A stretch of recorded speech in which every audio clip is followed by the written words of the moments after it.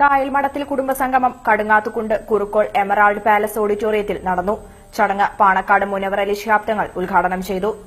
നൂറ്റാണ്ടുകളുടെ ചരിത്രവഴിയിൽ കൈരളിയുടെ ഭൂമികയിൽ മഹാസംഭവങ്ങൾ അടയാളപ്പെടുത്തിയ പ്രസിദ്ധ കുടുംബമാണ് കായൽമഠത്തിൽ കുടുംബം. സംസ്ഥാനത്തിന്റെ വിവിധ ഭാഗങ്ങളിലായി ചിന്നിച്ചിതറിക്കിടക്കുന്ന കുടുംബത്തെ ഒന്നിപ്പിക്കുന്നതിന്റെ ഭാഗമായിട്ടാണ് കുടുംബസംഗമം സംഘടിപ്പിച്ചത്. കായൽമഠത്തിൽ കുടുംബസംഗമം അതിവിപുലമായ പരിപാടികളോടെ സമാപിച്ചു. വിവിധ ഭാഗങ്ങളിൽ നിന്നായി 10,000-ൽ പരം കുടുംബങ്ങൾ സംഗമത്തിൽ പങ്കാളികളായി. ചടങ്ങിൽ ചീക്കോട്ട് ഹുസൈൻ സഖാഫ് തങ്ങൾ പ്രാർത്ഥനയ്ക്ക് നേതൃത്വം നൽകി. പ്രശസ്ത കവി കൈതപ്രം ദാമോദരൻ നമ്പൂതിരിപ്പാട്, ജസ്റ്റിസ് ഷംസുദ്ദീൻ എന്നിവർ മുഖ്യാതിഥികളായി. തുടർന്ന് കുടുംബം എന്ന വിഷയത്തിൽ സുലൈമാൻ മേൽപ്പത്തൂർ മുഖ്യപ്രഭാഷണം നടത്തി. കുടുംബ പദ്ധതി വ്യാഖ്യാനിച്ചുകൊണ്ട് പദ്ധതി പ്രഖ്യാപനവും നടന്നു. ചടങ്ങിൽ ചെയർമാൻ ബാവഹാജി അധ്യക്ഷത വഹിച്ചു.